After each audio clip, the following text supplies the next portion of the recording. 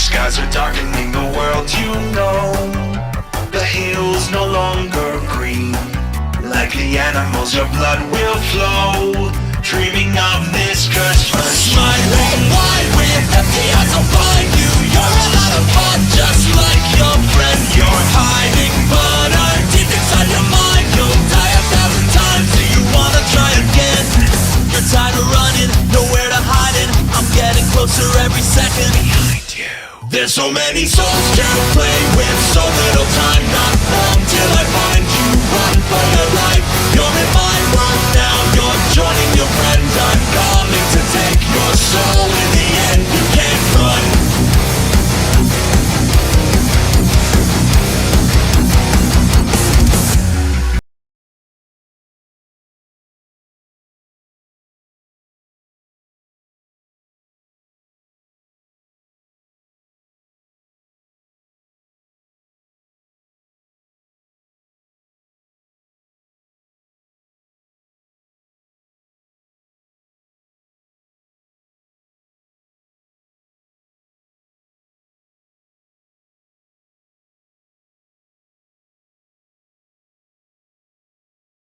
Metal Sonic is a really cool character. If you've only played the games, you know him as Sonic's rival, doppelganger, and powerful adversary. But upon reading the comics, you find out there is a lot more to him than just Eggman's servant. Metal Sonic, in most iterations, wants to be superior to Sonic and fulfill the Doctor's master plan, to be better than Sonic in every way. It's in his nature. So what happens when he achieves that?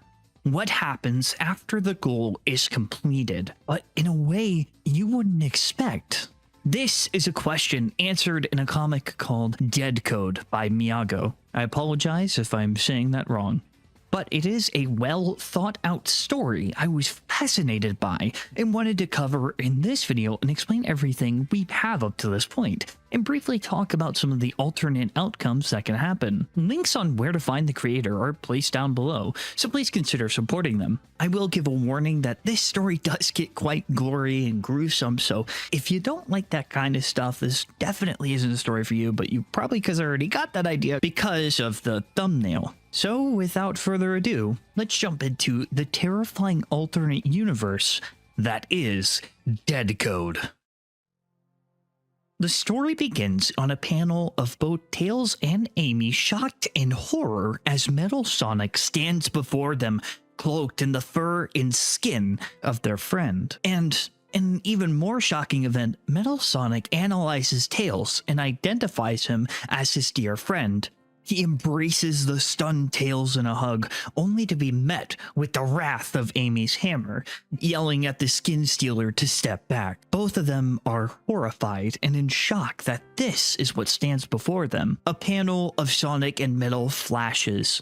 Their days of headbutting each other are shown, as the dent in his robotic skull is still there from when they fought. Tails and Amy are in disbelief about Sonic being gone. Amy accuses Eggman of being the one behind this. Tails, however, comes to the conclusion that this wasn't Eggman's doing. In fact, he wasn't under Eggman's control at all. He also mentions that there's something off about his code, almost like he is Sonic, but dismisses it to ask Amy if she told the others yet. She hasn't worked up the courage, but in this comic page, we see the reactions. The next page is actually a beautiful animation, of which I'll play out for you now.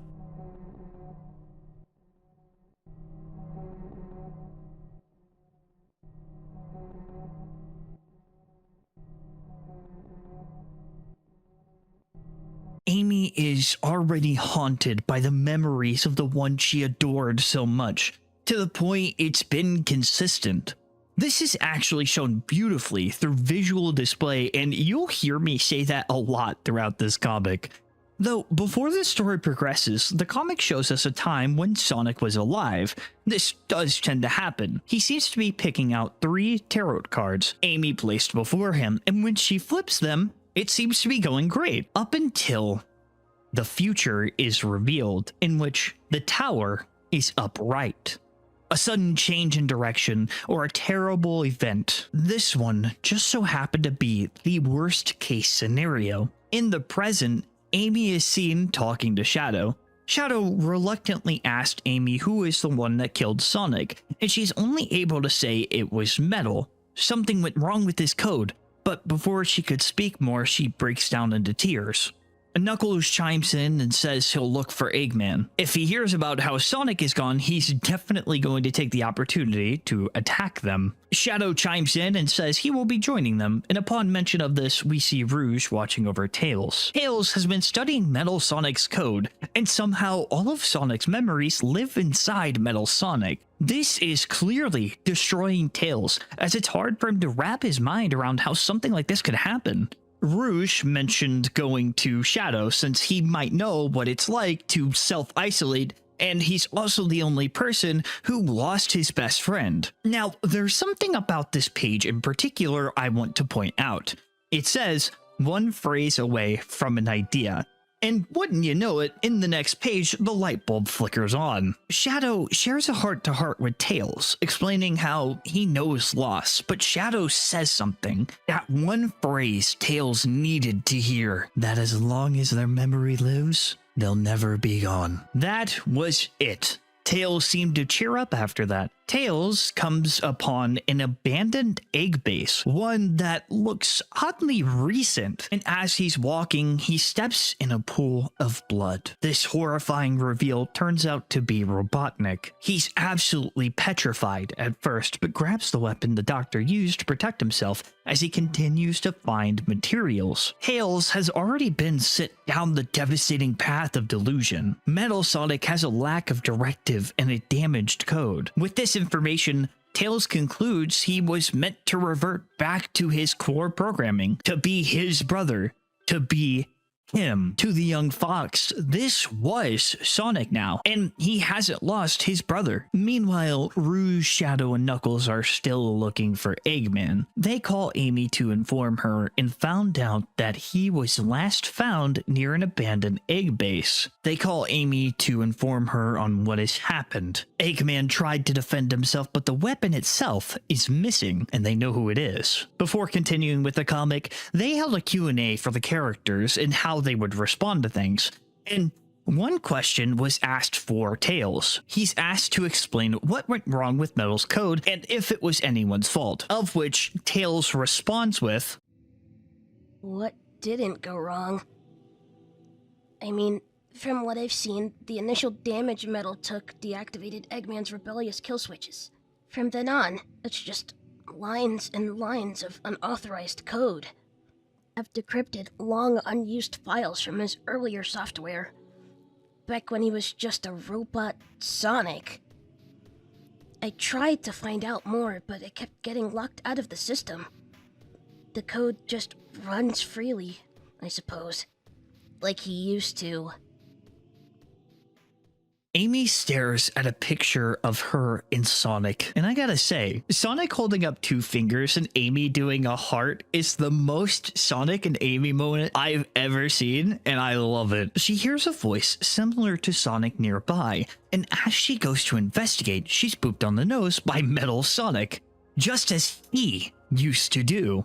Being in the kitchen, she grabs a knife and points it at the throat of Metal Sonic, as she instructs Miles to get behind her. As a question leaves her lips, Miles pleads with Amy and tells her he woke the faker. Amy is rightfully shocked by this. Through Metal's perspective, he is Sonic, so here he stands, his friend threatening him. Amy wonders why he sounds like Sonic too, and Tails explains it's always been like this. Tails just gave him the ability to speak. He's operating off of Sonic's thoughts and acting off of the free will he didn't have before. Sonic asks what's wrong. Amy wants nothing to do with him, telling him to be quiet. We cut to the others who are out investigating when Shadow gets a text saying that they need to leave. Rouge asks what she said, and it was only one word: help. Metal, in Sonic's voice, asks for Shadow's help with Amy, but he's slammed against the wall. Memories are seen in shattered glass, almost as if the mention of Sonic dying triggered something within him. The Faker tries to make light of the situation as he wonders why everyone is so hostile. Before he knows it, Tails is pointing a weapon at Shadow, pleading for them to listen. After a tense situation, Miles says he will catch up, like he always does, to Metal. Tails distracts them while Metal Sonic escapes. Rouge checks to make sure Shadow is okay. Shadow says it was fake chaos he was attacked with, which isn't super potent. The group then comes to the conclusion to go hunt for the fox. Even if he lost his mind, he can't be left alone with Metal. Gaps in between chapters show the events leading up to the battle, and it's here we get a glimpse into Metal's character. After beating Sonic, he doesn't know what to do, but standing before him is a character that will be important. This is his delusion manifested. We also get a look into when Metal Sonic confronts Eggman. Once again, the art here is truly amazing. Continuing the search, it's been a grueling 28 days. Snow, rain, darkness, they continue to search until they find him. Tails is out with his friend Sonic, protecting him. We get a glimpse into Miles' delusion breaking, if only for a moment when Metal slips up and says Miles. Tails is quick to correct him and ask what's wrong with his voice. Now, Tails is incredibly smart, and though he's young, he knows logically this isn't the way it should be. Miles is trying to shape Metal Sonic into his friend so he can keep his memory forever. But this is exactly what Eggman does in another way. Eggman wanted a perfect clone of Sonic so he could destroy the original. Metal was programmed for that purpose. Now he's made to be Sonic for Tails. It's a very interesting dynamic as it asks the question of, will he ever truly be free, or will he be continuously shaped into other people's ideals? Tails asks why every badnik they've come across has been deactivated, of which Sonic reassures Tails, saying they aren't under Eggman's control anymore. Amy is incredibly exhausted, but vaguely hears the words Tails, and life is put back into her once more. They found Tails' favorite snack, lifesavers, which, I gotta say, bad taste, Mr. Science Man. These things are not good at all. This does mean that Tails may be nearby, but it's getting dark and they might have time to escape again. As they're discussing, Metal Sonic stands behind Amy in a distance. The next page reveals Tails is nearby hiding, and Amy catches on to this. Before the fox could run away, Amy grabs his arm, but is quick to reassure him. Rouge jump scares Knuckles, but tells him that there's a loud signal nearby. Amy and Tails hug it out, while the others rush towards their location. Amy reassures the fox and decides to hear him out. After all this researching, perhaps he just wants to be heard. Tails explains he thought about this extensively. Why didn't Metal attack them? And upon looking for these answers, he found them. This isn't like Metal anymore. His code runs completely on its own. He has Sonic's memories. He thinks like him. So, what if it is him? Tails knew there would be a risk if he was wrong, but the proof is he's just like him.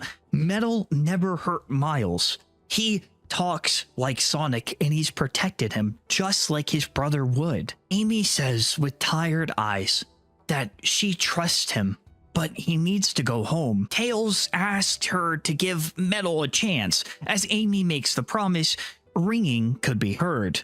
Amy hangs up the phone that was ringing in a sign of good faith, and Tails apologizes for his behavior. Everything has happened so fast. He's sad he's made people hurt. And finally, he says he wants to go home. But because we can't have nice things, the group shows up. Tails pleads to Amy to not let them hurt Metal, but Knuckles is really glad to see Tails and lifts him up, and I thought this was wholesome. Shadow takes a more serious question, immediately asking about the whereabouts of Metal. And behind him is the one he asked about, greeting him with Sonic's voice. Metal attempts to talk, but Shadow clocks him in his non-existent mouth. In the next slide, Tails is yelling for them to stop, but in frame, you could see her. Delusion. This is clearly from Metal Sonic's perspective. He's not fully convinced he is Sonic, in my opinion. I think he knows it is simply pretending in a way. I think he's trying to take his place in his own way. Tails pleads once more for Amy to put sense into them, but it doesn't end well. Tails knows that this was a lie. Shadow attempts to talk with him, but he's mentally shattering, his will breaking into pieces. He doesn't want to hurt anyone, he just wants to help. Shadow knocks Tails out to prevent him from causing any harm. Metal Sonic imitates a sigh, understanding the situation. He truly did just want to talk, but 4 against 1 isn't fair. He recounts how he fought Sonic and won fair and square 1-on-1. But if they want to play unfair, he will too. He commands all offensive units to have a new directive. Keep them busy, but notes not to terminate. But just like Sonic, Metal isn't giving up on talking yet. A metal shadow appears, and it goes to keep him busy. Sonic even makes a joke. Amy goes to take Tails to safety while the others try to stop him, and as if to recreate the moment of Sonic CD, Metal takes Amy away, standing on an icy cliff. Metal places a flower in Amy's hair, Delusion standing behind him. A scene plays out in his head. Sonic is seen to be mocking him and his nature before breaking down. Metal continues to be haunted by this version of Sonic, arguing that he's not like that. Sonic says not to lie to himself, but his throat is slashed. This only proves his point further. You can't control what you are, just metal without the Sonic. Amy wakes up dazed and confused, finding a flower in her hair. Metal asked if Amy remembers this place, what he was told here. It shows Amy and Metal standing over a beautiful cliff, Amy saying how she doesn't think he's a bad person. Those words, they motivated him. It gave him hope for a better life, and now he was free. Amy snaps and won't be deceived. She was made a fool out of, and it sickens her. He's using his voice. She wants him to stop trying to be him and to stop trying to trick her. She emphasizes he is not Sonic and he will never be Sonic. And to her surprise, he knows. He has known that for a while. Amy breaks down into tears, not having much to say before attacking Metal. Before continuing, I want to focus a little bit on Knuckles, as he's seen showing regret for not being present enough with Sonic. They were good friends, and he regrets not spending the time with them. He even has a character sheet. His sanity is actually quite low, and it's clear he just doesn't want to lose any more of his friends. And a note says he wants to be more present, not holding any regrets since he lost Sonic. This is a pretty cool character arc as it gives him depth in the story, but the tensions only rise when Amy blasts her hammer towards the imposter. Metal doesn't want to give up yet, and he dodges. The words, "I had to do it," in Sonic's voice echoes through the mountain. And that is what is currently available for Dead Code. I know, I'm waiting for the continuation too. This story is so good. The art style perfectly reflects the character's emotions so well, and the color palette and effects are just spectacular. I know the artist was quite critical of themselves, and I know it's natural for artists, but you should be proud of all this. The story is well thought out, characters have depth to them, and they wear clothes, which, isn't too common. That's awesome. Designs are unique, giving Metal a cape to signify his want to be a hero or mimicking of a hero is really cool. Metal Sonic isn't just a servant to Eggman here. It shows his want for freedom, his want for the free will that Sonic has. It answers the question of, what if he could speak and achieve his objective? Now, what we witnessed is the canon mainline events, but there is a neutral and bad ending. I don't know much about the neutral ending, but the bad ending I looked into, and I have to say, I didn't think it could get worse. The time is maybe 7 years in the future. It kind of alludes to that. I'm pretty sure there is a 7-year time gap, all right? And everyone has more or less accepted Metal as the new Sonic. Tails has defended the gun he got from Robotnik, or stole from Robotnik. He gives it the colors of Sonic 2, the banner that we see. He also wears Sonic's scarf, almost as if he's trying to keep the memory alive. He seems more detached. He's lost his mind almost completely after convincing himself that this is how it should be. Amy in the future has been trying to make it right with Metal Sonic, regretting what she said every day. Though you may be surprised to hear she's not all bad mentally, but if everyone else is struggling, why is she okay? And that's her character arc for the future. Tails has fallen mentally, and when Amy sees this, she feels guilty. Why doesn't she feel that way? Why does she get to be okay? This story is seriously awesome.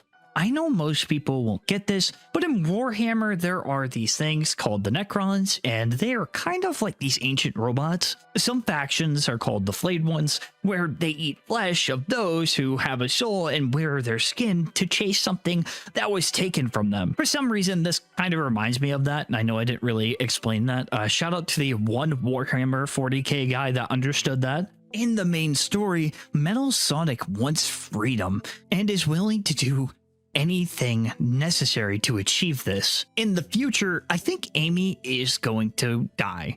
I really think she's not going to be convinced in the main timeline, and once she's gone, the others will fight. It's her sacrifice that will cause a battle to end it once and for all, but it will be tragic. They will hear the pleading of Sonic, begging for them to listen, begging for them to just talk it out. His brother, dearest friend, rival, they will hear Sonic's pleas and not Metal Sonic. The thought honestly breaks me inside, and I am not ready for it. Because imagine your friend is asking you to do the right thing, where you truly are put in a position where you are the villain. And in a sense, you are a hero because this is the right thing to do. This thing killed your friend and wore his skin and tried to take his place. But he's pleading in his exact voice. 1-to-1. That is just a terrible thought, and it is entirely speculation, but would be a very interesting direction for the story. But let me know your theories down in the comments below, and be sure to support the creator. Oh, and use code Dunkachi on your cheeky order to get 10% off. There's a cool solo leveling box that's out, but it's limited time, so get it while you can. Oh, and I've actually just been informed that November 23rd to the 1st of December, you could actually get 20% off of your order. So if you're considering trying out Cheeky and seeing why I won't shut up about it, now is your chance. And also, it'll support the channel. Subscribe and stay spooky.